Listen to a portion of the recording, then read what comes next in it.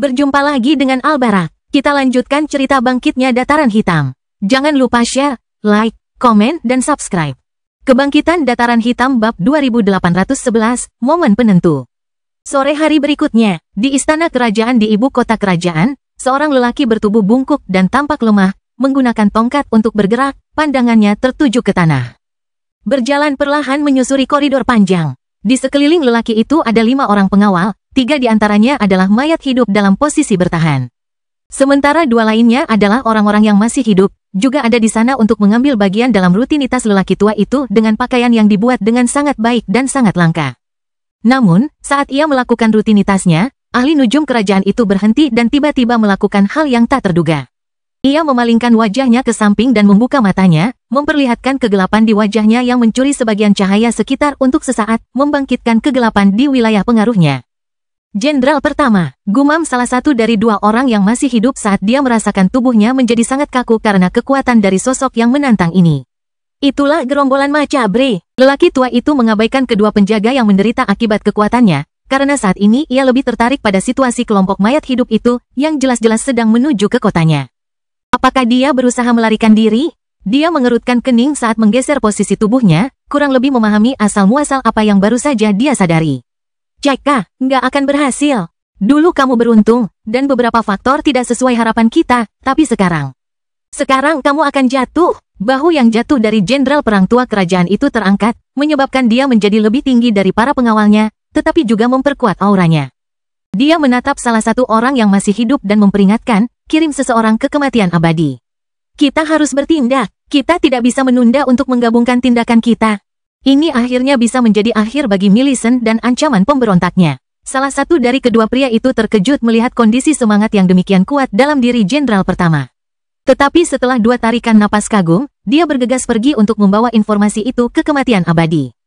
Lelaki tua yang tadinya tampak tak lagi rapuh, akhirnya memperlihatkan aura dan penampilan perkasa dari seseorang yang statusnya surgawi level 125. Ia berkata kepada pengawalnya yang tersisa, sebelum pergi bersama ketiga mayatnya, aku akan mencegah rencananya, tetapi Macabre Horde itu rumit. Bekerjalah untuk memastikan bahwa kita memiliki alternatif atas kegagalanku. Dalam keadaan apapun kita tidak boleh menerima Millicent melarikan diri kali ini. Orang tua itu menghilang bersama mayat-mayatnya sebelum penjaga bisa memberikan jawaban. Sementara itu, di bagian lain ibu kota yang berkekuatan tinggi, kematian abadi sedang melihat ke arah yang sama dengan jenderal pertama, merasakan fluktuasi spiritual khusus dari gerombolan mengerikan. Wanita itu benar-benar berani bersembunyi di kotaku. Pakar paling bergengsi di benua itu merenung dalam diam, masih belum memutuskan bagaimana cara mendekati masalah itu.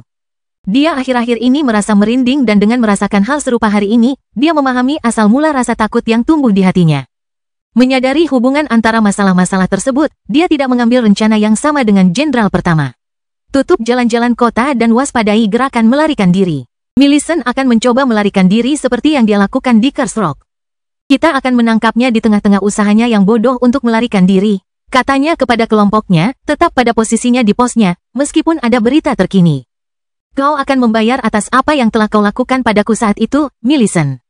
Ia mengepalkan tangannya sambil memikirkan masa lalu. Namun, meskipun ia berada di tahap ke-13, ia tidak akan meremehkan wanita level 124 itu. Bagi Millicent, bertahan hidup sejauh ini dan bersembunyi di kota ini merupakan bukti kompetensinya dan bahayanya bagi semua orang, seperti kematian abadi.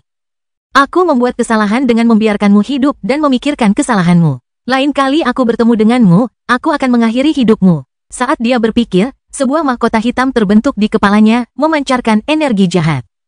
Kemudian, di tengah malam, Minos dan kelompoknya sudah berada di sebuah perkebunan di tepi danau, di mana sebuah perahu kecil yang mewah sudah menunggu mereka di tepi halaman yang menghadap ke danau. Setelah memasuki suatu properti di area di mana suatu acara tengah berlangsung, mereka berjalan ke bagian belakang properti, di mana mereka dengan cepat melumpuhkan para penjaga dan saksi di area tersebut. Mereka segera menghidupkan kembali mayat-mayat itu, mengendalikan mereka sebagai Hell Lifelink. Kemudian, secepat mungkin mereka sampai di sana, mereka bersembunyi di kapal pesiar yang menghalangi jalan mereka, bersiap untuk menunggu kesempatan. Ternyata lebih mudah dari yang kukira. Apakah ini benar-benar akan berhasil? Ruth tidak dapat menahan diri untuk bertanya kepada kelompoknya. Minos berkata, makhluk hidup di neraka dan makhluk hidup biasa hampir tidak memiliki perbedaan. Melihat mereka akan hampir mustahil. Abi setuju, misi kita bukan untuk mengelabui semua musuh kita. Hanya orang-orang di kawasan ini dan mereka yang menghalangi perahu kita. Mungkin kita tidak perlu melawan yang terkuat di daerah ini. Semoga kita terus beruntung seperti yang kita dapatkan sejak kita tiba di kota ini. Minos berkata kepada mereka saat mendengar gumaman Gloria. Mari kita diam sekarang. Cobalah untuk tidak menggunakan kekuatan kalian atau mencoba memahami apa yang terjadi di sekitar kita. Mari kita alihkan perhatian kita hanya kepada Hell Lifelink yang berada di posisi. Ketiganya melakukan apa yang diinginkannya, dan segera merasa seolah-olah mereka berada di posisi bawahannya, melihat melalui mata orang-orang itu. Namun, mereka tidak dapat mengendalikan mereka. Mereka hanya menonton dan mendengarkan keadaan sekitar beberapa orang pilihan mereka, sehingga tetap waspada tanpa memperlihatkan diri mereka. Sementara itu, pesta di properti yang mereka serbu terus berlanjut tanpa seorang pun menyadari bahwa kelompok seperti mereka telah menyerbu tempat itu dan mengambil alih perahu mereka. Jam-jam terakhir malam akan berlalu dan perlahan-lahan hari baru akan menyingsing di ibu kota. Minos dan para wanitanya akan tetap berada di posisi yang sama, menunggu malam ini, saat tiba saatnya bagi mereka untuk menjalankan semua rencana mereka. Namun, meskipun mereka masih berdiri di tempat yang sama seperti malam sebelumnya, mereka waspada dan menyadari bahwa pasukan lokal telah melihat tanda-tanda horde Macabre. Mereka juga menduga kelompok Millicent akan merasa gugup, bersiap untuk langkah selanjutnya. Sekarang kau hanya perlu menunggu. Potongan-potongan teka-teki ini mulai tersusun. Minos berpikir dalam hati saat matanya bersinar dalam cahaya supernatural. Kebangkitan Dataran Hitam Bab 2812, Awal Pelarian. Di bawah manipulasi kelompok Hell Lifelink yang mereka besarkan di ibu kota, mereka mempertahankan posisi mereka dengan aman selama beberapa jam berikutnya. Seiring berlalunya waktu, bisikan-bisikan berubah menjadi teriakan, dan segera udara dipenuhi dengan pembicaraan tentang Millicent, sang pengkhianat. Namanya diucapkan dengan nada pelan, seperti hantu yang hidup kembali, siap melepaskan gerombolan Macabre yang menakutkan ke arah penduduk yang tidak curiga. Sudah dengar, seorang pedagang berbisik kepada tetangganya saat ia buru-buru menutup tokonya. Millicent ada di kota, mereka bilang dia berkuda bersama mayat hidup, siap menghujani kita semua dengan kematian. Rumor-rumor semacam itu tidak perlu dikuatkan oleh Minos dan para pengikutnya. Pergerakan pasukan lokal, persiapan mereka yang tergesa-gesa, dan patroli berwajah muram, sudah cukup untuk meyakinkan penduduk. Kedatangan gerombolan Macabre diterima sebagai fakta, dan imajinasi penduduk melengkapi detail-detail yang mengerikan itu. Kenangan tentang pelarian Millicent yang nekat dari Curse Rock, dibantu oleh Macabre horde yang mengerikan, masih segar dalam ingatan kolektif. Ditambah dengan meningkatnya kewaspadaan pasukan kerajaan, hal itu menciptakan badai paranoia dan ketakutan yang sempurna. Seiring berlalunya hari, irama kota yang biasa berubah menjadi kekacauan. Toko-toko menutup pintu dengan keras, pemiliknya bergumam sambil mencari tempat yang mereka harapkan lebih aman. Di jalan-jalan, orang-orang berlarian dengan mata liar, beberapa menangis sambil mencari tempat berteduh atau persediaan. Kita semua akan mati, ratap seorang wanita sambil berlari melewati sekelompok penonton yang tercengang. Kepanikannya menular, menyebar ke seluruh kerumunan seperti penyakit ganas. Pihak berwenang setempat, yang terkejut dengan situasi yang memburuk, terpaksa mengalihkan perhatian mereka. Sementara sebagian besar pasukan mereka tetap waspada terhadap kedatangan Macabre Horde, yang lainnya dikirim untuk meredakan kerusuhan yang berkembang di dalam tembok kota. Jaga ketertiban, bentak seorang kapten yang gelisah kepada pasukannya. Kita tidak bisa berperang di dua medan perang. Saat kekacauan melanda distrik-distrik bawah, kaum elit kota melihat sebuah peluang. Danau dan sungai setempat, yang biasanya disediakan untuk pelayaran wisata dan kapal-kapal dagang, menjadi rute pelarian bagi mereka yang mampu melarikan diri. Perahu-perahu berhias dan tongkang-tongkang yang dibajak dengan tergesa-gesa mulai digunakan, membawa orang-orang kaya dan berkuasa beserta harta benda mereka yang paling berharga. Goyangan perahu yang lembut dan suara-suara panik yang samar dari atas membuat tim Minos waspada. Mereka tetap bersembunyi di ruang sempit kompartemen bagasi, dikelilingi oleh barang-barang mewah milik kaum elit kota. Seperti yang mereka duga, kematian abadi telah mengeluarkan perintah untuk menutup semua pintu keluar dari kota. Wilayah perkotaan telah menjadi perangkap besar, dengan penjaga ditempatkan di setiap titik keluar. Istri-istri Minos melihat hal ini melalui mata para manusia neraka mereka dan tak dapat menahan diri untuk menatapnya dengan penuh harap. Minos tetap tenang, raut wajahnya tidak menunjukkan tanda-tanda kekhawatiran. Suaranya, saat berbicara langsung ke pikiran istrinya, tenang dan meyakinkan. Abi, saatnya. Perintahkan Macabre Horde untuk menyerang kota dengan keras. Kita butuh kekacauan untuk menelan pinggiran kota. Saat kepanikan mencapai puncaknya, mereka yang putus asa untuk melarikan diri akan bentrok dengan para penjaga. Pasukan berdaulat tidak punya pilihan selain meninggalkan strategi mereka saat ini. Abi mengangguk. Matanya memandang jauh saat dia berkomunikasi dengan pasukan mayat hidup yang berada di bawah kendalinya. Kelompok itu terdiam tegang, masing-masing tenggelam dalam pikiran mereka sendiri sambil menunggu tindakan Abi membuahkan hasil. Satu-satunya suara yang terdengar adalah suara air yang menghantam lambung kapal dan sesekali derit kayu. Setelah apa yang terasa seperti selama-lamanya, suara batin Gloria memecah keheningan. Berapa lama lagi sebelum kita melihat hasil yang kamu harapkan? Minos memejamkan mata, pikirannya berpacu melalui berbagai skenario dan variabel yang tak terhitung jumlahnya. Paling tidak, setengah jam proyeksinya kepada kelompok itu. Tetapi bisa memakan waktu hingga 2 jam sebelum kita mencapai puncak kekacauan. Kita harus bersabar. Saat mereka bersiap menunggu, Ruth mengalihkan perhatiannya ke Gloria. Bagaimana keadaan Millicent? Sejak kemarin, klon-klon Gloria telah membuat banyak kemajuan dalam tujuan mereka dan praktis telah mencapai posisi Millicent, meskipun dia tidak mengizinkan klon-klonnya untuk maju lebih dekat lagi. Selain klon-klon Gloria, Hell Lifelink yang telah menemani mereka saat memasuki kota ini juga tersebar di sekitar ibu kota. Beberapa dari mereka ditempatkan untuk menarik perhatian musuh pada rencana pelarian alternatif mereka dan yang lainnya untuk memberi nasihat tentang pelarian dari Millicent. Yang dekat dengan klon-klon Gloria. Suara Gloria bergema dalam benaknya dengan campuran kegembiraan dan kehati-hatian saat dia melapor kepada kelompok itu. Saya yakin Millicent sedang bergerak. Seluruh kota sedang dalam keadaan kacau, yang membuat sulit untuk menentukan lokasi mereka yang sebenarnya. Saya tidak dapat memastikannya dengan pasti sampai saya melakukan kontak langsung, tetapi saya siap untuk mendekat segera setelah Anda memberitahu, Minos. Kita tunggu saja sedikit lebih lama. Kota ini pasti sudah terbakar saat kita berkumpul untuk melarikan diri, kata Minos, sambil menunggu saat yang tepat. Bermil-mil jauhnya. Setelah keluar dari kegelapan yang lembab dan menyesakkan di selokan bawah tanah kota, Millicent dan kelompok pemberontaknya mendapati diri mereka terdorong ke dunia yang berada di ambang anarki. Bau asap yang menyengat bercampur dengan bau busuk yang menempel di pakaian mereka, mengingatkan mereka akan tempat persembunyian mereka sebelumnya. Jalanan, yang dulunya merupakan bukti kemegahan ibu kota, kini menjadi saksi runtuhnya tatanan sosial. Warga, dengan wajah ketakutan dan putus asa, berbondong-bondong menuju gerbang kota. Teriakan panik dan frustrasi mereka bergema di gedung-gedung batu, menciptakan hiruk-pikuk teror. Para penjaga, kewalahan dan semakin putus asa, berjuang untuk mempertahankan kendali. Teriakan mereka dan sesekali suara cambuk hampir tidak terdengar di tengah hiruk-pikuk massa yang panik. Di tengah kekacauan ini, Millicent dan para pemberontaknya bergerak dengan sembunyi-sembunyi. Beberapa rekan mereka telah bubar, bertugas untuk menyebarkan perpecahan lebih lanjut dan mengalihkan perhatian pihak berwenang. Millicent mencondongkan tubuhnya mendekati Isolde. Suaranya, yang nyaris berbisik, menunjukkan sedikit kecemasan yang tidak akan pernah ditunjukkannya kepada pengikutnya yang lain. Di mana Minos akan menemukan kita? Ia tidak suka tidak memegang kendali. Perasaan hidupnya bergantung pada tindakan orang lain membuatnya sangat kesal, tetapi ia mencoba untuk tetap berpegang pada apa yang tampaknya diinginkan Minos darinya. Mata Isolde kini memancarkan secercah ketidakpastian. Ia mengamati kekacauan di sekitarnya, kemampuan ramalannya tertahan melawan energi yang bergejolak yang menyelimuti kota.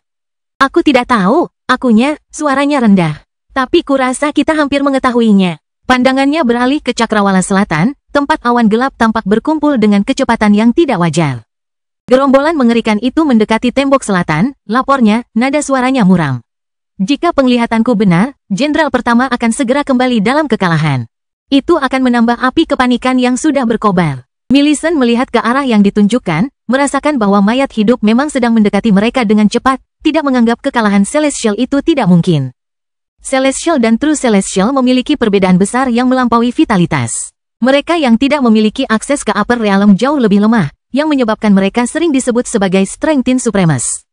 Jadi bukan tidak mungkin bagi kelompok seperti Macabre Horde untuk memaksa bahkan individu level 125 untuk mundur. Kita akan tetap waspada. Aku yakin dia akan punya seseorang yang bisa menuntun kita ke rute pelarian kita. Millicent terus berjalan melalui area paling sederhana di kota itu, jalan setapak yang mengarah ke sungai, tempat banyak warga biasa menuju sore ini, untuk mencari jalan keluar dari kota. Saat massa bergerak dari satu sisi kota ke sisi yang lain, teriakan kengerian perlahan terdengar dari selatan, mengantar malam teror ke seluruh ibu kota. Kebangkitan Dataran Hitam Bab 2813, pelarian sedang berlangsung. Sekarang, perintah Minos memecah suasana tegang. Itulah sinyal yang selama ini ditunggu Gloria, dan tanpa ragu, ia mengarahkan klon-klonnya untuk berkumpul di kelompok Millicent. Bersamaan dengan itu, Ruth dan Abi pun beraksi. Hell Lifelink mereka siap melaksanakan pengalihan perhatian yang telah direncanakan dengan cermat dengan tujuan untuk membingungkan keluarga kerajaan yang memerintah kota. Ruth memindahkan sekelompok Hell Lifelink menjauh dari mereka untuk meledakkan bahan peledak di sisi timur kota. Sementara Abi mengambil posisi untuk menghancurkan sekelompok penjaga lokal di sisi selatan, tempat Macabre Horde mengancam untuk menyerang saat ini. Ruth mengatur sekelompok Hell Lifelink untuk bergerak ke arah timur, dengan misi meledakkan bahan peledak dan menciptakan kekacauan di sisi kota itu. Sementara itu, Abi mengambil posisi strategis di selatan, tempat Macabre Horde berdiri mengancam di perbatasan kota. Tugasnya, melenyapkan kontingen penjaga lokal, yang selanjutnya melemahkan pertahanan kota yang sudah tegang. Minos tetap bersama kelompoknya, Hell Lifelink, di pinggiran kapal mereka. Membimbingnya ke utara, tempat penduduk setempat yang kaya terlibat dalam konfrontasi putus asa dengan pasukan penjaga pantai yang menghalangi pelarian mereka. Kegaduhan pertempuran mencapai kapal mereka dalam gelombang, dentuman tembakan meriam yang menggelegar memenuhi udara. Menandakan konflik yang tidak diduga oleh banyak orang di kota yang dulunya damai ini.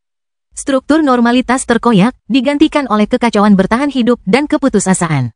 Kemunculan gerombolan Macabre di pinggiran ibu kota telah menghancurkan semua harapan dan membuat penduduk ketakutan. Ini bukan musuh biasa, gerombolan itu adalah kekuatan yang tak kenal lelah dan tak kenal ampun. Begitu mereka mengincar pemukiman, mereka tidak akan menyerah sampai setiap jiwa yang hidup dalam jangkauan mereka telah musnah. Kota itu, dengan jutaan penduduknya, kini menjadi sasaran empuk bagi ancaman mayat hidup. Bahkan kalangan atas masyarakat, termasuk keluarga kerajaan, kini berjuang untuk meninggalkan kota. Ketakutan akan apa yang mungkin terjadi jika mayat hidup menerobos tembok kota terasa nyata, mengalahkan rasa tanggung jawab atau harga diri. Minos dengan ahli memanfaatkan kekacauan yang lahir dari pikiran terlemah yang dicengkeram rasa takut. Berbagai keterampilannya hampir tidak dibutuhkan, kepanikan itu sendiri adalah senjatanya yang paling ampuh. Saat suara ledakan dan pertempuran sengit meletus di sekitar area serangan Abi dan Ruth, para penumpang perahu yang berbagi sungai dengan kelompok Minos menjadi semakin gelisah. Pandangan Minos menyapu perahu, pikirannya sudah membayangkan masa depan suram yang menanti ratusan ribu jiwa di kota yang terkutuk ini. Beban tragedi yang akan datang terasa berat di udara, tetapi itu tidak membebani hati nurani Minos. Penderitaan kota ini tidak berarti apa-apa, renungnya, pikirannya sedingin dan sekeras baja. Masa depan kita bersinar terang, dan itu saja yang penting. Senyum dingin tersungging di bibirnya saat sebuah pikiran baru terbentuk. Kematian mereka hanyalah keadaan sementara. Kami akan membangkitkan mereka sebagai Hell Lifelink pada waktunya. Itu akan menjadi sebuah kemajuan, mereka akan menjadi lebih kuat saat-saatnya tiba. Saat pikiran-pikiran ini menyatu, cahaya obsidian menyelimuti mata emas Minos, membuatnya tampak lebih jahat dari sebelumnya. Jejak kemanusiaannya telah lama terbuang, bersama dengan prinsip-prinsip moral yang pernah membimbingnya. Dalam kondisinya saat ini, Minos adalah seorang iblis semu, pesaing tangguh dengan peluang kuat untuk naik ke status dewa berhak. Esensinya adalah permadani yang ditenun dari berbagai garis keturunan yang kuat. Hancurnya para Grandmaster atau individu yang lebih lemah yang tak lagi tercatat dalam perhitungannya, mereka hanyalah titik kecil yang tidak penting dalam rancangan besar ambisinya. Demi keluarganya, Minos telah bersedia melewati batas apapun, menghancurkan batasan etika apapun. Menurutnya, tujuan jelas menghalalkan segala cara. Tiba-tiba, di dinding selatan, muncullah sosok Jenderal pertama, penampilannya sangat berbeda dari biasanya. Bersimbah keringat, terluka, dan menunjukkan ekspresi kemarahan yang tak terkendali, ia muncul dengan putus asa di langit yang mulai gelap. Di mana wanita terkutuk itu, teriaknya, sikap sopannya yang biasa diabaikan saat menghadapi krisis. Matanya bergerak cepat ke seluruh benteng, mencari seseorang yang tak terlihat. Yang mulia, suara seorang prajurit terdengar saat dia bergegas ke sisi ahli nujum tua itu. Jenderal pertama, yang tampak lebih pucat dari sebelumnya, diapit oleh sekelompok kecil prajurit mayat hidup, gerakan mereka tidak menentu dan meresahkan. Ketidakstabilan para mayat hidup merupakan pemandangan yang mengerikan. Kebijaksanaan umum menyatakan bahwa kematian seorang ahli nujum tidak akan memusnahkan ciptaan mereka. Tetapi melepaskan mereka sebagai entitas yang kacau dan tak bertuan, tidak seperti gerombolan Macabre yang ditakuti. Para mayat hidup jenderal pertama terhuyung-huyung di jurang ini, menimbulkan ketakutan di hati komandan level 123 yang hadir. Sebelum komandan muda itu sempat memberi pengarahan kepada atasannya, sebuah ledakan yang memekakkan telinga mengguncang kota itu. Salah satu gerbang utama hancur menjadi bola api, membuka luka menganga di pertahanan kota. Udara dipenuhi dengan jeritan kesakitan saat mereka yang terluka menjerit kesakitan, suara mereka segera tenggelam oleh serbuan gerombolan mayat hidup yang tak henti-hentinya. Seperti air pasang yang gelap, gerombolan Macabre menyerbu melalui celah, membungkam semua yang ada di jalan mereka dengan efisiensi yang brutal. Sialan, gerutu jenderal pertama, sambil beraksi. Atur pertahanan, tutup celah itu dengan segala cara. Kalau gerombolan Macabre berhasil menguasai, tamatlah riwayat kita. Komandan level 123 itu langsung sigap.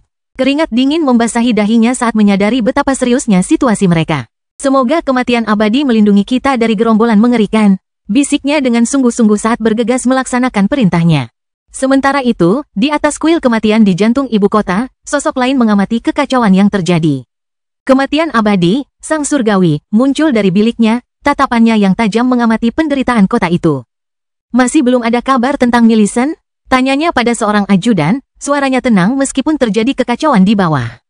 Seorang pria level 124 berlutut di hadapannya, suaranya tenang meskipun kata-katanya berat. Kami memiliki dua kelompok yang dicurigai menyembunyikan sang pengkhianat, yang mulia. Kami sedang bergerak melawan keduanya saat ini. Namun, nada suara kematian abadi menurun, sedingin kuburan. Ajudan itu menelan ludah sebelum melanjutkan, kota ini membutuhkan yang mulia. Jika kita tidak bertindak sekarang, kita mungkin akan menangkap Millicent, tetapi mungkin tidak ada kota yang tersisa untuk diselamatkan. Ekspresi Eternal Death mengeras, terbelah antara keinginannya untuk membalas dendam dan tugasnya terhadap kota. Setelah hening sejenak, dia memutuskan. Hari ini, aku akan menunjukkan kekuatanku sepenuhnya kepada musuh-musuh kita. Baiklah, lanjutkan perburuan Millicent. Aku akan menyelamatkan ibu kota. Dengan satu gerakan, sabit energi hitam dan ungu muncul di tangannya. Pada saat berikutnya, kematian abadi menghilang ke dalam kegelapan malam, siap menghadapi gelombang kematian yang mengancam akan menelan wilayah kekuasaannya. Kebangkitan Dataran Hitam Bab 2814, Kematian Abadi dalam Aksi. Dalam sekejap energi gelap, kematian abadi muncul di atas tembok kota yang jebol, kehadirannya sangat kontras dengan kekacauan di bawahnya. Titik tempat gerombolan Macabre telah menembus wilayah leluhurnya kini menjadi panggung bagi kekuatannya. Jenderal pertama, yang terlibat dalam pergumulan putus asa bersama para andit tingkat tinggi dan pengawal lokalnya, mendongak dengan kagum saat kematian abadi mengambil posisinya. Upaya gagah berani mereka untuk membendung gelombang andit buas itu tampaknya terhenti saat semua mata beralih ke sosok surgawi di atas. Mengangkat sabitnya tinggi-tinggi, Eternal Death menarik perhatian tidak hanya para pembelanya dan gerombolan penyerang, tetapi juga penduduk yang ketakutan bersembunyi di gedung-gedung di dekatnya. Di saat krisis ini, ia muncul sebagai penyelamat yang gelap, Dewi Kematian yang datang untuk menghakimi. Dengan gerakan yang luwes dan hampir menghipnotis, dia memutar sabitnya di udara. Sebuah roda hitam berisi energi korup terbentuk, menyebar seperti kabut yang mengancam di medan perang. Cahaya obsidian di mahkotanya semakin kuat, menandainya sebagai penentu hidup dan mati tertinggi di wilayah ini. Suaranya yang kuat dan menggema di medan perang saat dia berseru, sebagai pembawa mahkota kegelapan dan ibu dari mayat hidup, aku mengundangmu untuk hidup di wilayah kekuasaanku. Namun, hari ini, kisah-kisah pribadimu tidak berarti apa-apa. Menjadi bagian dari kerajaanku tidak memberimu hak untuk melanggar kotaku dan tidak menghormati otoritasku. Atas pelanggaran ini, aku akan menuntut keberadaanmu yang korup di sini dan sekarang.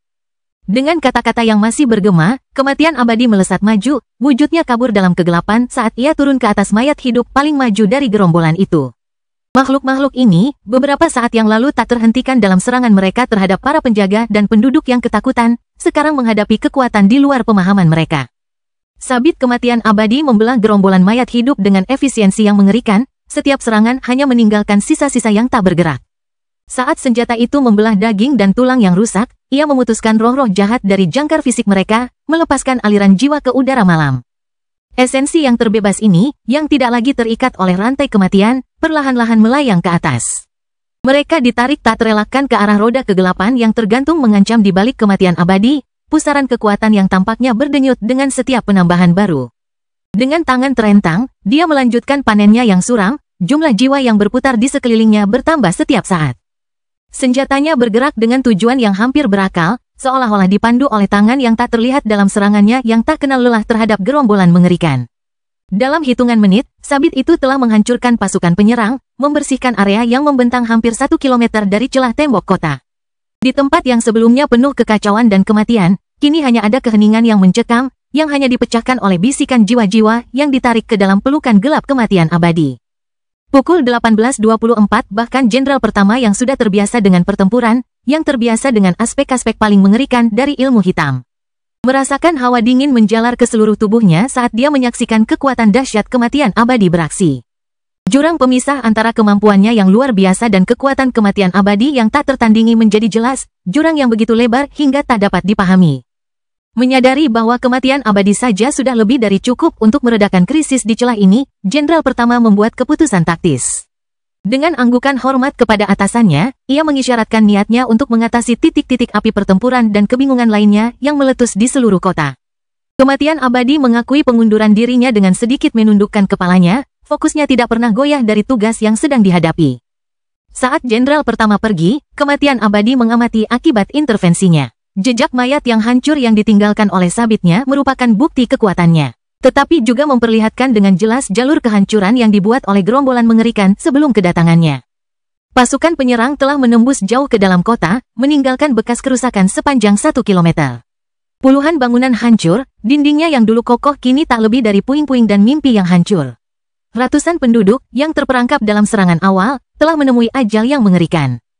Korban jiwa para pembela kota sama mengerikannya, sedikitnya 300 penjaga lokal telah gugur dalam pertempuran putus asa untuk mempertahankan garis pertahanan. Pengorbanan mereka ditandai oleh jalan-jalan yang berlumuran darah. Ratusan lainnya terluka atau benar-benar kelelahan, kengerian yang mereka saksikan terukir di mata mereka yang berhantu. Eternal Death mengamati kehancuran itu tetapi tetap tidak terpengaruh, mengakui kerugiannya tanpa reaksi yang terlihat. Dia meluncur di udara, memposisikan dirinya di depan celah dinding yang menganga. Di baliknya terbentang lautan mayat hidup, yang hanya bisa ditahan oleh kekuatannya. Dia tahu bahwa saat dia mundur, gerombolan itu akan maju menyerang dengan kekuatan baru, sekali lagi membawa kekacauan ke kota. Kematian abadi tidak mungkin membiarkan bencana seperti itu. Dia berhenti di depan kumpulan mayat hidup, melepaskan aura mengerikan yang terpancar dari dirinya. Pertunjukan kekuatan ini memaksa mereka yang berani berdiri di ambang pintu untuk memahami secara naluriah. Ini bukan wilayah kekuasaan mereka. Jika mereka terus menentang keberadaannya, mereka hanya akan menemukan kekosongan tak bertuan. Naluri dasar mereka berteriak agar mereka mundur, memutus panggilan misterius yang telah menarik mereka ke tempat ini. Sekali lagi, mereka merasakan daya tarik puncak kebangkitan yang memanggil mereka. Transformasi ini tidak terjadi secara instan. Butuh waktu hampir 5 menit bagi Eternal Death untuk mengerahkan seluruh tenaganya, menyalurkan kekuatannya untuk memaksa mayat hidup buas itu mundur. Saat dia mengerahkan keinginannya, ekspresi mengerikan muncul di wajahnya. Dia tidak pernah membayangkan bahwa Millicent akan mendorongnya ke titik ekstrim seperti itu. Memaksanya untuk mengeluarkan seluruh kekuatannya, namun masih tidak mampu menghadapi saingannya secara langsung. Saat implikasi dari penggunaan kekuatan neraka di tempat ini mulai terasa, kebencian Eternal Death terhadap Millicent meningkat secara eksponensial. Tekanan niat membunuhnya tumbuh begitu kuat sehingga bahkan pasukannya sendiri tanpa sengaja mundur dari hadapannya. Namun dia tetap pada pendiriannya, dan segera memerintahkan seseorang untuk memperbaiki tembok dan mengusir mayat hidup dari kotanya lagi. Sementara Eternal Death difokuskan untuk mempertahankan kota, pasukan elitnya terlibat dalam pertempuran sengit melawan kelompok yang diduga menyembunyikan Millicent. Kelompok pemberontak menunjukkan ketangkasan dan kekuatan yang tak terduga, mengejutkan pasukan kerajaan dengan kemampuan yang tidak mereka duga. Namun, ini adalah ibu kota kerajaan, dan para pengawal kematian abadi bertarung dengan keterampilan dan tekad yang tak tertandingi. Secara bertahap, mereka menang, secara sistematis menghabisi lawan-lawan mereka hingga hanya tersisa 3 musuh, 1 tampak melemah dan 2 lainnya kelelahan. Millicent, tunjukkan dirimu, tuntut pria yang sebelumnya telah berunding dengan kematian abadi. Dia mengarahkan pedangnya ke wanita yang tampaknya terluka itu, suaranya dipenuhi dengan antisipasi dan kemarahan. Semua mata tertuju pada sosok yang terluka itu saat ia perlahan melepas topengnya dan menurunkan tudungnya. Para penjaga menahan napas, berharap melihat wajah Millicent yang memalukan. Sebaliknya, mereka bertemu dengan wajah seorang wanita berambut merah, bibirnya melengkung membentuk senyum yang meresahkan meskipun dalam keadaan yang mengerikan. "Kau kalah," katanya. Ekspresi manusianya berubah menjadi kilau metalik saat energi tiba-tiba mengembun di sekeliling wujudnya. "Mundur." Peringatan itu datang terlambat. Detik berikutnya, klon Mercury Gloria meledak.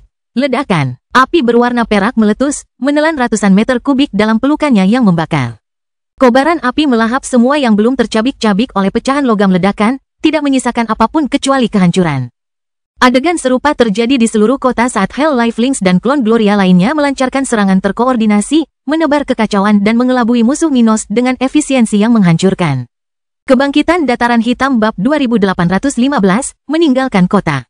Saat api melahap berbagai sektor ibu kota, jeritan kesakitan ribuan penduduk yang terluka bercampur dengan erangan para penjaga yang terluka. Di tengah kekacauan ini, armada yang terdiri dari 16 kapal berlayar menyusuri sungai yang menghubungkan ibu kota kerajaan dengan laut lepas.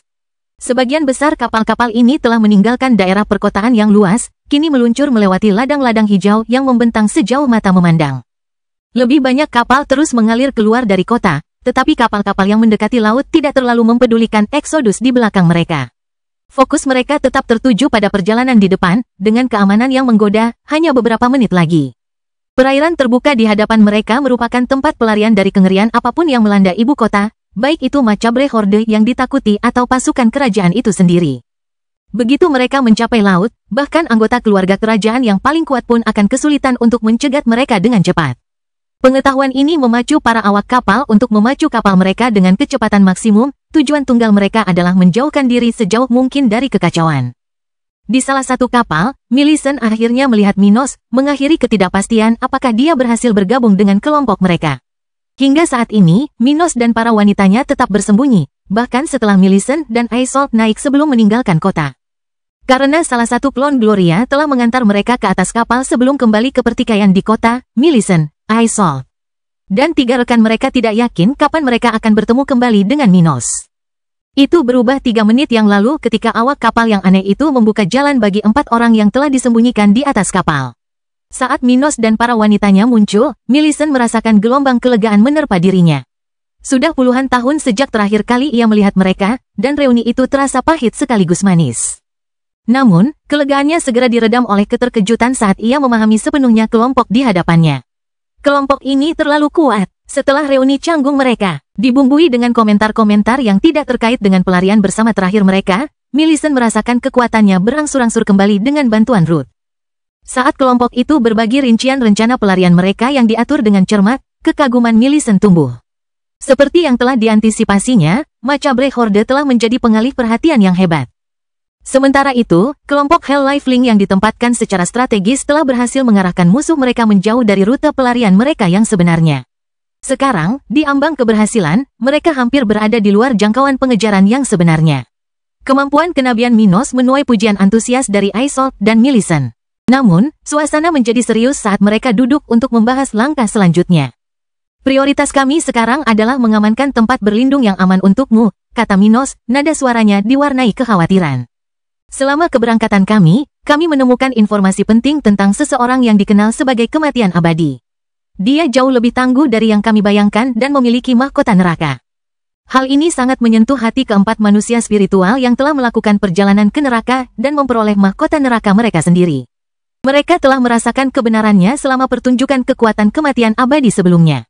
Sementara Isolde dan Millicent masih perlu diberi pengarahan lengkap tentang pengembaraan mengerikan kelompok itu. Mereka mengejutkan rekan-rekan mereka dengan kedalaman pengetahuan mereka yang tak terduga tentang subjek itu. Itu wajar saja, kata Millicent, suaranya mengandung beban kebenaran yang tersembunyi. Bagaimanapun, dia adalah iblis. Apa? Mata Abi membelalak karena terkejut, wajah cantiknya ditutupi oleh kebingungan. Millicent menarik napas dalam-dalam, bersiap untuk mengungkap sebagian sejarah keluarganya yang belum ia bagikan dengan kelompok Minos. Kematian abadi bukanlah seseorang, melainkan sebuah gelar, ia memulai. Pemimpin keluarga biasanya adalah mereka yang telah mencapai posisi iblis di neraka dan kembali untuk memerintah Uzira. Garis keturunan kami didirikan oleh seorang Celestial yang mencapai status ini, dan sejak saat itu, kami telah mempertahankan sistem yang memungkinkan anggota keluarga untuk menjelajahi neraka dan mendapatkan gelar mereka. Dia melanjutkan, suaranya tenang meskipun kata-katanya berat. Untuk tujuan ini, kami telah menjaga puncak kebangkitan dan gerombolan mengerikan agar tetap praktis. Ini adalah komponen penting untuk bepergian ke dan dari neraka. Kelompok itu mendengarkan dengan penuh perhatian saat Millicent menggali lebih dalam sejarah pribadinya. Kematian abadi saat ini adalah seorang wanita seusiaku, sainganku. Dia mengkhianatiku, mencegahku mengklaim posisi iblis. Tuduhannya tentang pengkhianatan terhadapku memicu perjalanan pemberontakanku. Mata Millicent berkaca-kaca karena rasa sakit yang lama saat dia menyimpulkan, kita telah terkunci dalam konflik sejak saat itu. Dia terus mengejarku tanpa henti sejak memperoleh gelar iblis. Sedangkan aku, meskipun aku belum pernah menyelami dimensi itu secara mendalam, aku telah cukup menjelajah untuk memahami situasimu. Pikiran sekilas terlintas di benak Millicent, mungkin dia seharusnya bergabung dengan mereka dalam perjalanan menuju puncak kebangkitan. Namun, dia segera menepis gagasan itu, karena tahu dia tidak punya cara untuk meramalkan keberhasilan mereka. Pada saat keberangkatan mereka, gagasan bahwa mereka benar-benar akan menembus penghalang neraka tampak tidak masuk akal. Tidak seperti keluarganya, yang memiliki metode istimewa untuk memasuki dimensi itu. Yang lain menghadapi permainan jahat iblis atau masuk secara tidak sengaja, keduanya adalah rute yang sangat berbahaya dengan tingkat kematian yang mengejutkan melebihi 90%. Itu tentu saja memberi perspektif baru, renung Abi, pemahamannya tentang dinamika kompleks benua itu semakin mendalam. Minos mengangguk setuju.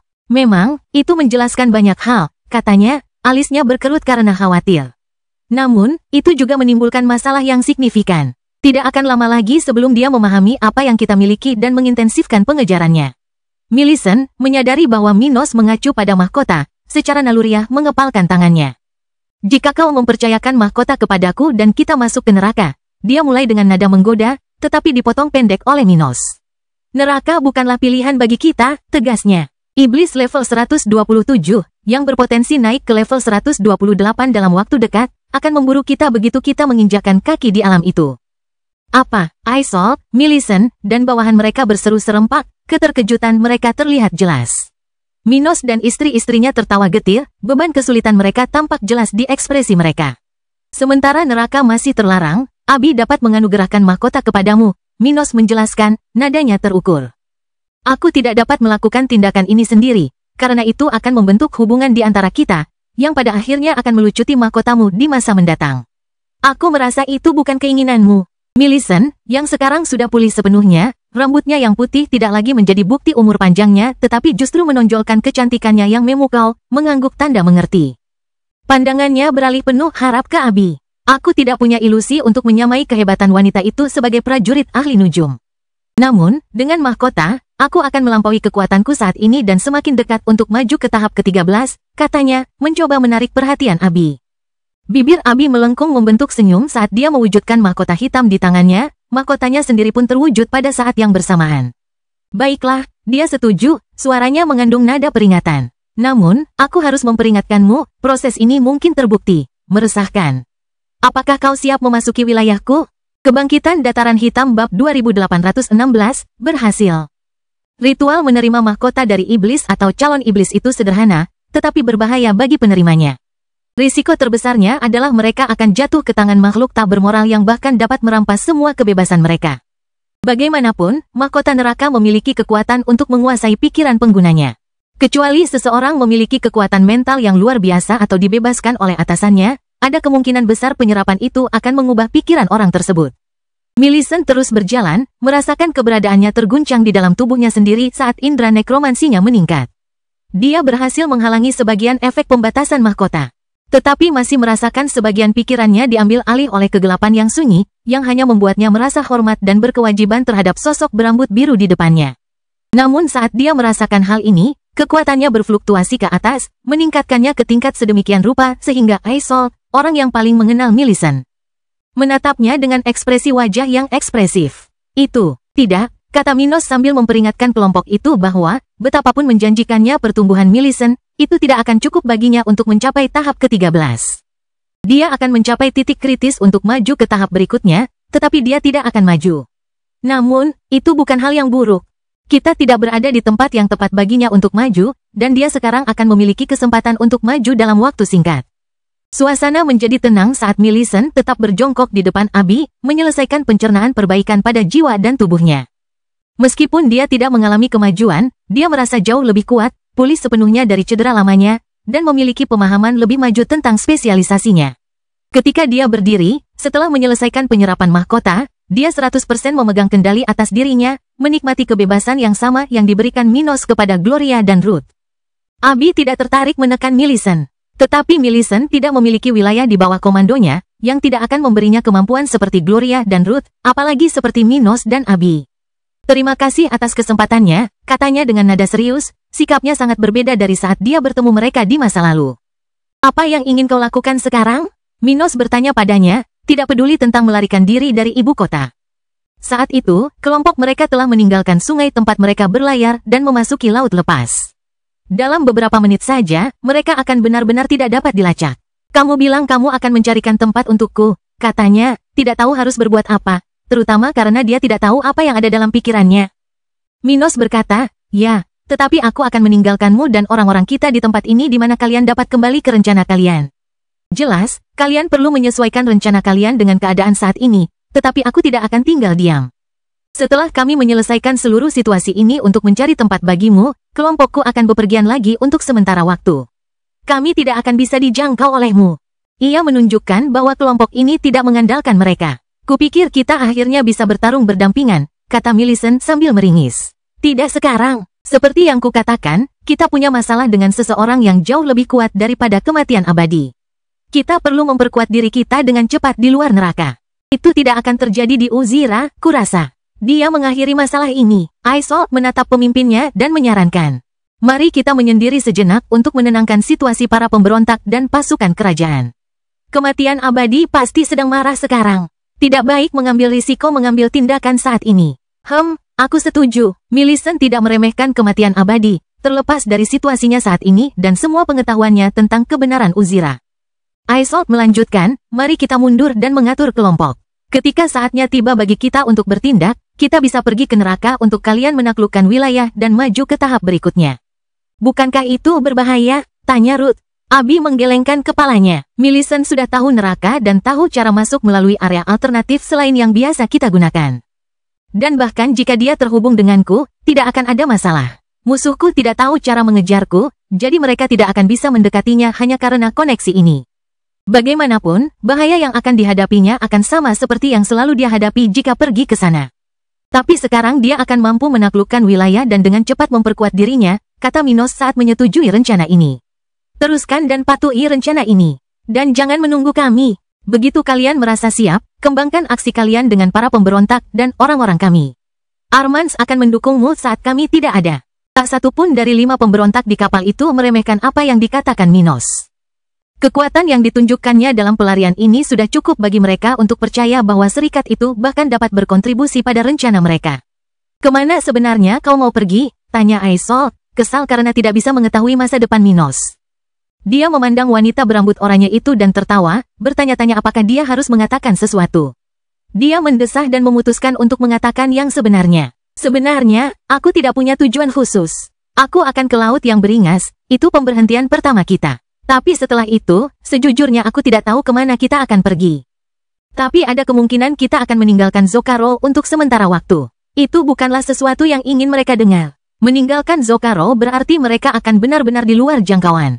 Namun, dari ekspresi mereka, jelas bahwa tidak ada alternatif lain. Kemungkinan diburu oleh True Celestial level 128 sangat mengerikan dan mereka benar-benar harus melakukan apapun yang mereka bisa, termasuk mempertaruhkan diri mereka sendiri di saat yang sulit ini. Baiklah, saya hanya bisa mendoakan semoga beruntung, kata Aisol setelah Millicent mengatakan hal serupa. Dan begitu pula dengan kita. Gloria mendesah, saat kelompok itu akhirnya berlayar di lautan lepas menuju tempat perlindungan baru bagi para pemberontak. Minos membimbing Hell Lifelings agar dapat mengikuti rute terbaik untuk melarikan diri dari kemungkinan para penyelidik yang mencari mereka, menuju ke daerah yang lebih tenang di benua itu. Hamparan laut yang mereka lalui tidak seberbahaya kedalaman laut yang beringas, tetapi bahkan di laut itu, mereka tidak akan terlalu khawatir. Semua orang di sana cukup kuat untuk menantang lautan perkasa yang memisahkan Okia dan Uzira. Jadi mereka akan melakukan perjalanan selama beberapa hari berikutnya, tanpa khawatir tentang keluarga kerajaan, yang benar-benar tidak dapat menangkap mereka meskipun mereka berusaha keras untuk menangkap mereka. Akhirnya, mereka akan berlabuh di pantai barat laut, dari sana mereka akan melanjutkan perjalanan mereka melalui darat. Kebangkitan Dataran Hitam Bab 2817, saatnya meninggalkan Uzira. Dalam perjalanan ke sana, Minos dan kelompoknya mendapatkan 50 Hell Lifeling lainnya, selain yang mereka bawa hidup-hidup dari keberangkatan dari ibu kota. Lebih banyak dari mereka datang menemuinya setelah Minos dan para wanitanya memberi isyarat kepada orang-orang yang menunggu isyarat untuk bergerak, yang berjumlah 100 orang. Antara level menengah dan tinggi dari tahap ke-12. Dengan 100 orang seperti itu, Millicent dan keempat rekannya yang telah meninggalkan kota hari itu menetap di pos terdepan baru yang dibangun oleh Minos. Memulai kembali kontak dengan pasukan pemberontak yang tersebar di seluruh benua.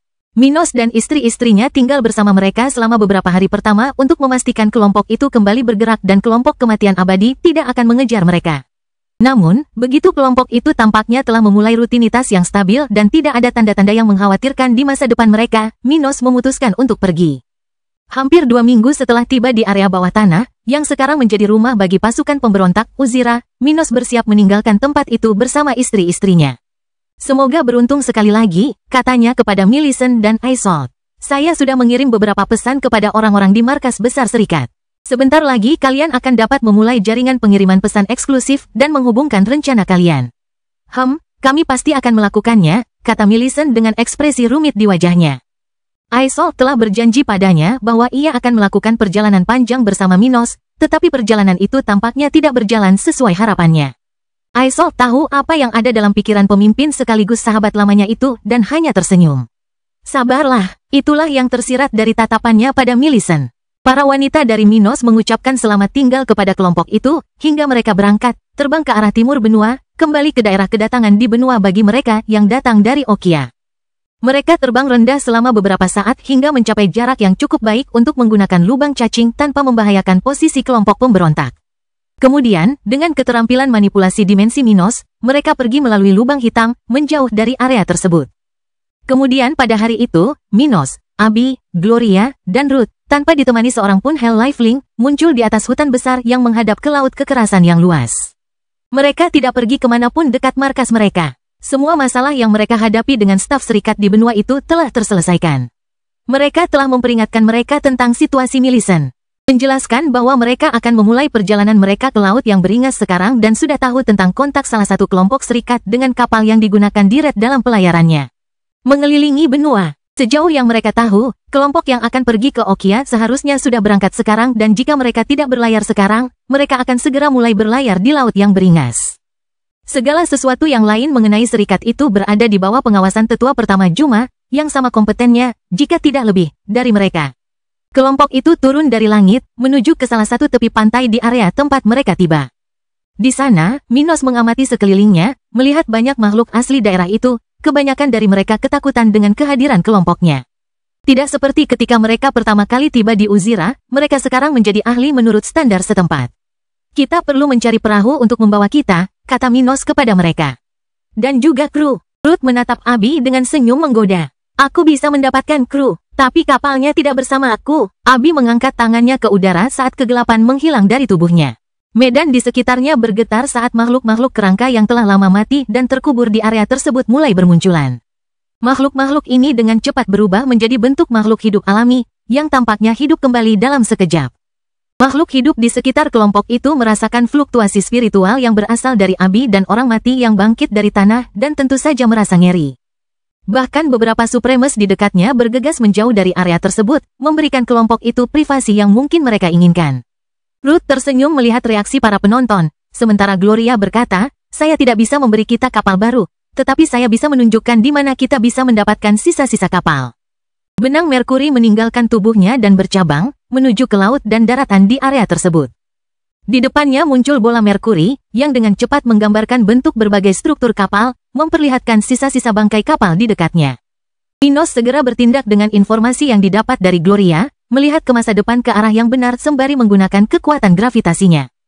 Sementara Abby selesai membesarkan sekelompok 3 lusin Hell Lifelink di daerah sekitarnya, Minos memulihkan berbagai bagian kapal yang hilang, terkubur di pantai atau bahkan di laut.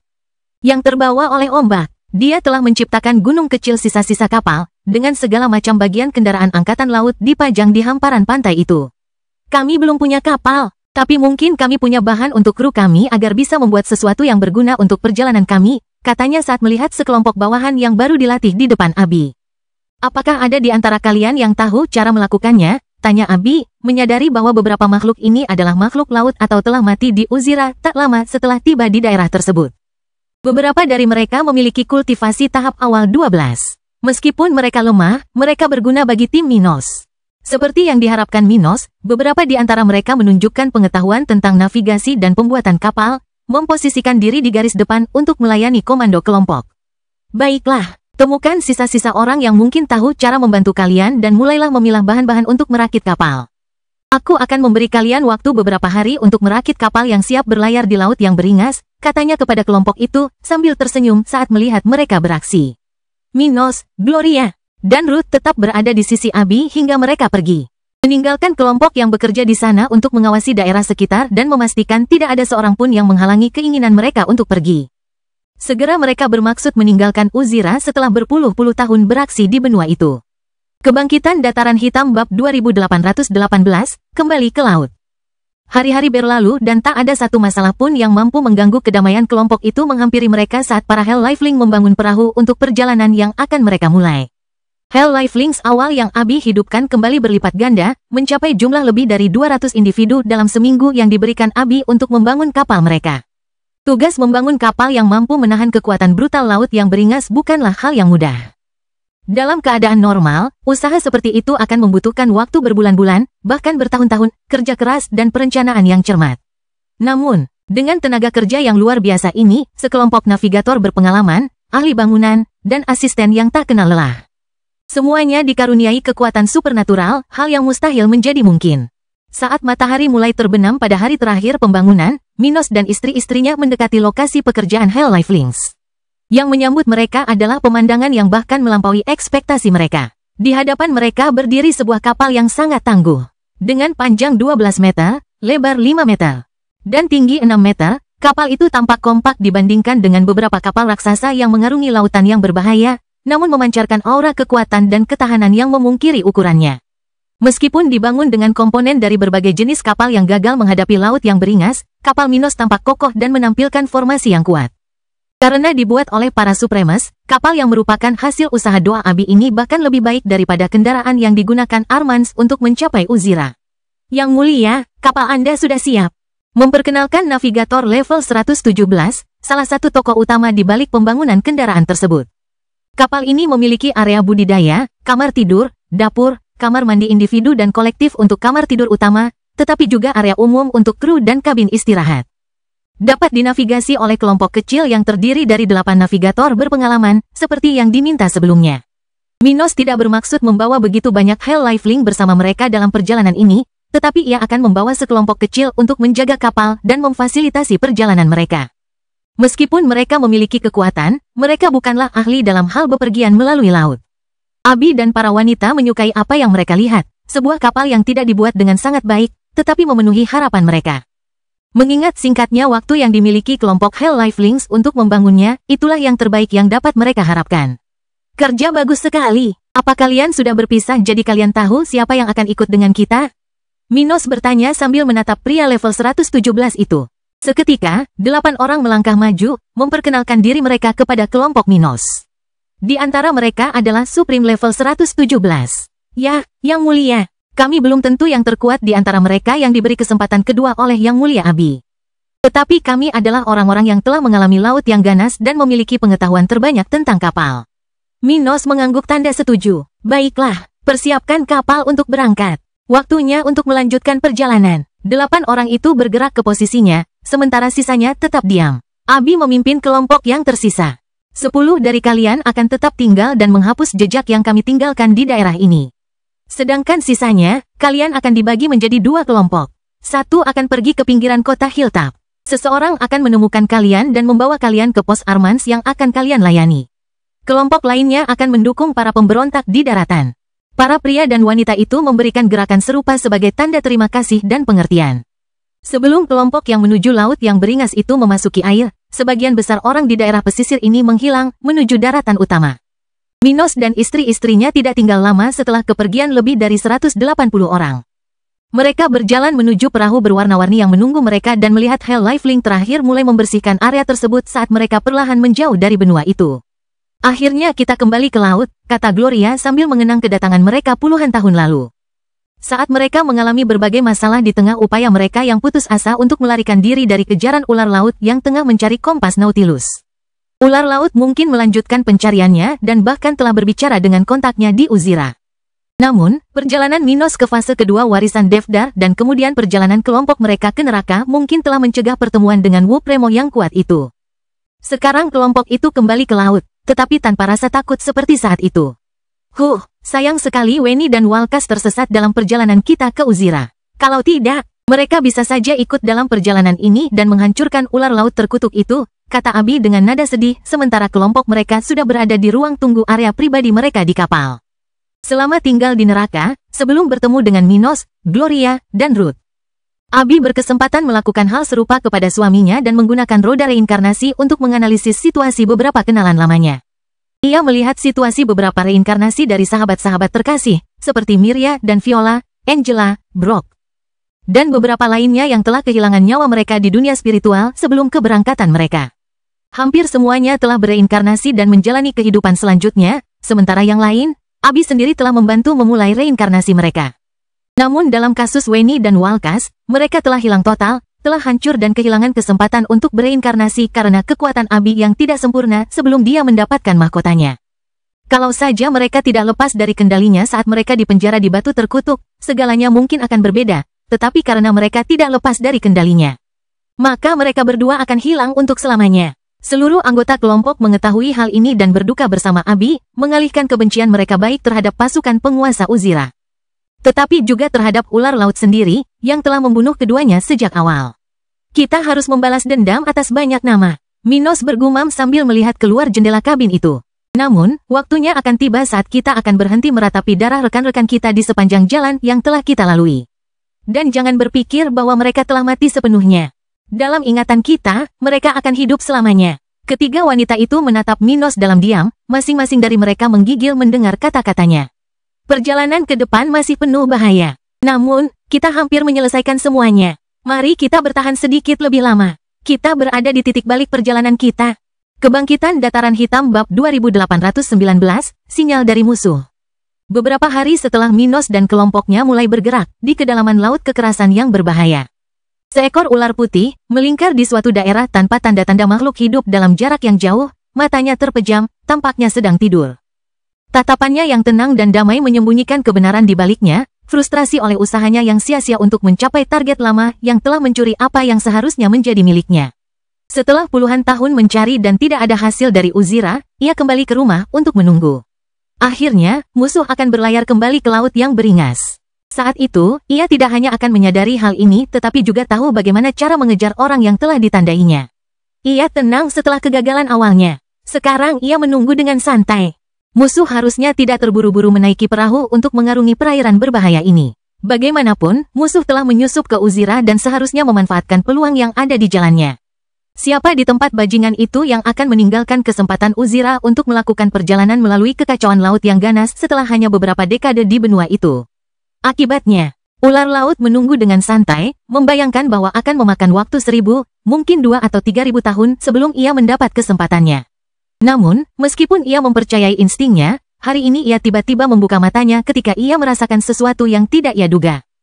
Tanda musuh yang sangat ia benci dan ingin bunuh muncul lagi di hidungnya, bergerak lagi melalui perairan wilayah kekuasaannya. Untuk sesaat, dia meragukan indranya sendiri. Itu tidak mungkin benar, musuh tidak akan sebodoh itu. Namun setelah analisis singkat, ia menyadari bahwa ia tidak salah. Musuh telah kembali, berlayar menjauh dari Uzira, sudah berada di hamparan laut kekerasan yang berbahaya di mana ia dapat bertindak tanpa mengkhawatirkan kekuatan benua. Kompas Nautilus kembali ke wilayahku. Ular laut berdiri, bergerak dari posisi istirahatnya untuk berenang menyeberangi laut menuju musuhnya.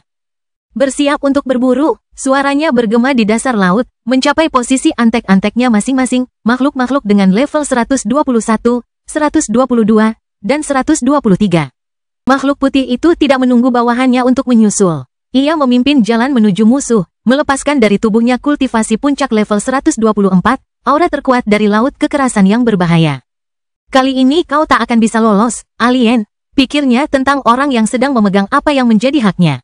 Melangkah maju dengan penuh percaya diri untuk mendapatkan bagian pertama dari tubuh Celestial sejati, kunci untuk menjadi Celestial dan menuju alam atas. Sementara itu, di sebuah kapal kecil, dekat pantai Okia, seekor alien baru saja memulai perjalanannya melintasi laut ganas, menuju Uzira, tempat targetnya seharusnya berada. Pori-porinya tidak pernah bermasalah sebelumnya. Zat halus dan keras yang ditinggalkannya pada semua pesaingnya saat terakhir kali ia bertemu mereka memberitahu bahwa pesaingnya yang paling tangguh sedang mendekati Uzira. Alien berkepala brokoli, yang saat ini berada pada level 124, memasang ekspresi serius pada wajah nabatinya, merasakan kekhawatiran yang sulit diabaikan. Hingga ia meninggalkan Okia, ia cukup optimis untuk mengalahkan pesaing lain untuk mendapatkan warisan Celestial sejati, Devdal. Namun akhir-akhir ini ia merasakan firasat buruk.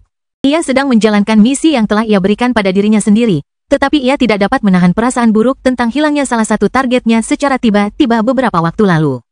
Dia merasakan bahwa salah satu pesaingnya, yang telah ditandainya dan ingin diburunya dalam perjalanannya saat ini, telah datang ke Uzira juga. Sesuatu yang telah diprediksinya bahkan selama fase kedua pewarisan Devdal. Namun pesaing itu telah menghilang beberapa minggu yang lalu, sementara musuh yang paling mengkhawatirkan dari orang ini yang berlayar sendirian sekarang masih hidup. Dia tidak salah. Minos telah mengalahkan seseorang yang mencoba memburunya dan mungkin sekarang jauh lebih kuat, dengan lebih banyak bagian tubuh Celestial sejati di dalam dirinya. Itulah yang menjadi kekhawatiran pria berkepala brokoli ini. Aku harus berhati-hati. Minos mungkin memiliki level yang hampir sama denganku, yang membuatnya menjadi lawan yang sulit diburu. Mungkin aku harus melibatkan pemain lokal dalam perburuan melawannya. Sang alien berpikir dalam hati, menyadari bahwa ada makhluk kuat di dunia ini yang akan senang berkesempatan untuk berhadapan dengan seseorang seperti Minos. Mungkin ada baiknya jika orang lain tahu tentang warisan yang diperebutkannya. Selama aku bisa mengalahkannya, aku akan menyerap bagian-bagiannya dan segera pergi ke dimensi surgawi sejati. Aku tidak perlu khawatir diburu setelah aku berhasil. Mengingat keuntungannya karena sudah berada di level 124, dia tidak takut dengan risiko rencananya berbalik melawannya. Karena orang lain mengetahui fakta bahwa dia juga terlibat dalam warisan yang sama dengan Minos. Aku akan melihatnya dalam beberapa bulan mendatang. Aku merasa Minos bergerak ke arahku, jadi mungkin dia ada di laut ini. Itu tidak buruk, fenomena alam di tempat ini bisa membantu rencanaku. Dia berlayar sendirian, mempertimbangkan kemungkinan di jalannya dan cara terbaik untuk menggulingkan saingan beratnya demi warisan Devdar. Selama ia mengalahkan Minos, ia akan maju ke tahap akhir warisan. Namun tanpa Minos sebagai pesaing, dan dengan dua pesaing lain yang ia yakini telah gugur, peluangnya untuk mendapatkan tempat di alam atas akan tinggi. Karena dia berada dalam situasi ini, dia tidak bisa menyerah pada apa yang sedang dia lakukan, bahkan dengan perasaan pesimis karena telah merasakan akhir dari salah satu pesaingnya yang datang ke Zocaro untuk memburu Minos. Dia melanjutkan perjalanan, merasakan fenomena ganas laut berbahaya ini, meninggalkan daerah sekitar Okia menuju bagian paling berbahaya dari pemisah antar benua Zocaro. Sementara itu, Minos berlayar bersama para wanitanya selama bulan kedua berturut-turut. Mengikuti petunjuk Devdar tentang di mana ia akan menemukan jejak bagian tubuh Celestial sejati selanjutnya yang bisa ia serap. Setelah berhasil menguraikan dengan benar petunjuk dari Celestial sejati, dia sekarang berlayar menuju wilayah tengah antara Uzira dan Okia di laut yang ganas, di mana dia akan menemukan ular laut. Devdar telah memberitahunya saat itu bahwa ia harus berhadapan langsung dengan kematian dalam perjalanannya menyeberangi laut yang beringas. Meskipun ia tidak tahu bagaimana ular laut akan menantangnya pada levelnya saat ini, ia berpikir bahwa hanya penguasa lautan yang dapat menanggung risiko ini. Untuk saat ini, mereka berlayar di permukaan laut, tetapi perahu mereka, yang juga dapat berfungsi sebagai kapal selam, akan segera menjelajah ke kedalaman laut. Sementara itu, Minos menatap masa depan kelompoknya, mencari saat yang tepat untuk memulai perjalanan menentukan mereka. Kita harus bergegas. Kita mungkin harus meninggalkan planet ini, yang akan menghabiskan sebagian besar waktu kita sampai Kava menyelesaikan perjalanannya dan mengejar kita secara pribadi. Jantungnya berdebar kencang di tengah momen kritis ini. Kebangkitan Dataran Hitam Bab 2820, pertempuran besar mendekat. Di dekat puncak kebangkitan, dari suatu area yang diselimuti awan gelap, tiba-tiba sekelompok makhluk yang benar-benar hitam, tampaknya terbuat dari batu, meninggalkan ruang gelap tersebut. Saat mereka berjalan keluar dari danau cairan hitam, penampilan mereka berubah, mengambil bentuk yang berbeda satu sama lain, kurang berhubungan dengan neraka dan lebih hidup dengan bulu, kulit. Dan kulit tumbuh di struktur berbatu mereka. Saat mereka mengambil warna-warna cerah, kelompok 5 individu, antara level 123 dan 124, berhenti ketika transformasi tubuh mereka selesai. Mereka memandang sekeliling sejenak, untuk memahami di mana mereka telah tiba. Nyonya mereka pernah berada di dunia ini sebelumnya. Kenangan tentangnya mengalir melalui pikiran kelima Supremes ini, membuat mereka mengerti di mana mereka berada dan perawatan apa yang mereka butuhkan. Ayo kita cari Undar yang terkutuk itu. Dia belum pergi jauh. Aku bisa merasakan dia masih ada di dunia ini, kata orang terkuat di kelompok yang dikirim Kava untuk memburu Minos. Ada Celestial di dunia ini, jadi mari kita berhati-hati. Kecuali kita bertemu Undar, jangan biarkan kehadiran atau misi kita terasa. Dipahami. Sekarang mari kita cari jejak pengkhianat berdarah itu. Mereka terus maju, terbagi menjadi 3. Dengan yang terkuat sekaligus pemimpin kelompok berangkat sendirian untuk memulai penyelidikannya di Uzira. Sementara itu, di area lain di puncak kebangkitan, seorang wanita berambut putih panjang, di puncak level 124, berjalan melewati area rahasia wilayah tersebut. Sendirian, dia maju melawan gerombolan mayat hidup di sekitarnya, segera memasuki gua bawah tanah sambil memanfaatkan kegelapan area tersebut untuk menyembunyikan pergerakannya. Sesampainya di suatu area di mana terdapat patung seorang pria memegang sabit, Millicent mengamatinya beberapa saat, melihat pancuran cairan hitam yang berada tepat di belakangnya. Itulah representasi kematian abadi yang pertama, pendiri keluarga lamanya, yang dihormati Millicent, tidak seperti yang ada di posisinya saat ini. Dia memberi isyarat penghormatan kepada patung di gua ini yang diterangi oleh obor api merah, sebelum berjalan melewatinya dan menuju air mancur di sana, tempat portal keluarganya berada. Ini bukan satu-satunya tempat yang bisa dituju keluarganya untuk pergi ke neraka, tujuannya datang ke sana hari ini. Keluarga kerajaan Uzira punya 3 cara untuk memasuki Uzira. Salah satunya adalah di ibu kota, dan yang lainnya, selain tempat Millicent sekarang berada, juga di puncak kebangkitan. Bukan seperti itu yang terjadi di poster depan keluarga itu. Tempat sang pendiri meninggalkan ujiannya, di mana seseorang harus selalu mengatasi tantangan berat yang serupa dengan yang dialami Minos di dimensi cermin Kava. Saatnya untuk melanjutkan hidup, katanya dalam hati saat dia mengambil langkah pasti ke dalam air mancur hitam, setelah menunggu lebih dari setahun sejak Minos pergi. Dia berencana untuk tinggal di pengasingan lebih lama untuk memberi waktu bagi kematian abadi agar suasana di benua itu membaik. Namun, Millicent merasa dia harus menjadi lebih kuat lebih cepat dan dengan demikian melaksanakan rencananya. Lain kali aku menginjakkan kaki di Uzira, aku akan menjadi seorang celestial sejati. Dia berpikir dalam hati sebelum menghilang dari area itu, kembali lagi ke dimensi leluhurnya. Di mana tantangan yang setara dengan tingkat penantang muncul setiap kali seseorang melangkahkan kaki di sana. Telah melewati tempat ini beberapa kali di masa lalu tidak akan membuat segalanya lebih mudah bagi siapapun. Tingkat kesulitan tantangan berubah seiring bertambahnya kekuatan mereka, yang selalu menimbulkan risiko besar, itulah sebabnya hanya sedikit orang yang berani ke sana. Selain lebih sulit, hampir tidak ada keuntungan menggunakan cara masuk ke neraka ini.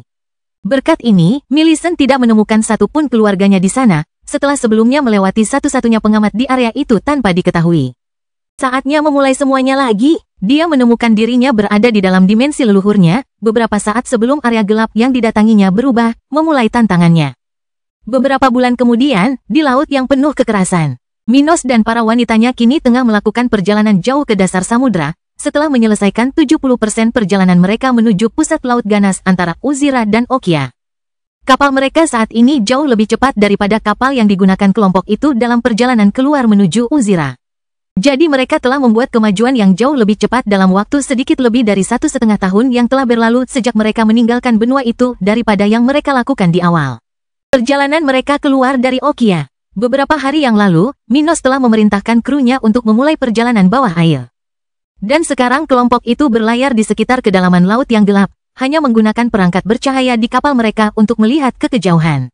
Sementara itu, kelompok itu mengalami lebih sedikit fenomena kacau yang membuat laut yang beringas terkenal, dan lebih banyak pertemuan dengan makhluk laut daripada pada perjalanan laut sebelumnya. Untungnya, kapal mereka cukup kuat dan sebagian besar makhluk yang mereka temui melanjutkan perjalanan tanpa mencari masalah. Beberapa yang memprovokasi mereka akhirnya menghadapi nasib kejam yang dialami oleh banyak musuh Minos sebelumnya. Sekarang kelompok itu berlayar melalui kegelapan laut, dalam keheningan wilayah yang hampir tidak memiliki kehidupan. Di sana, air sedingin es, yang mampu membekukan makhluk hidup hingga tingkat ke-11, mengelilingi lingkungan sekitar dalam jarak yang sangat jauh.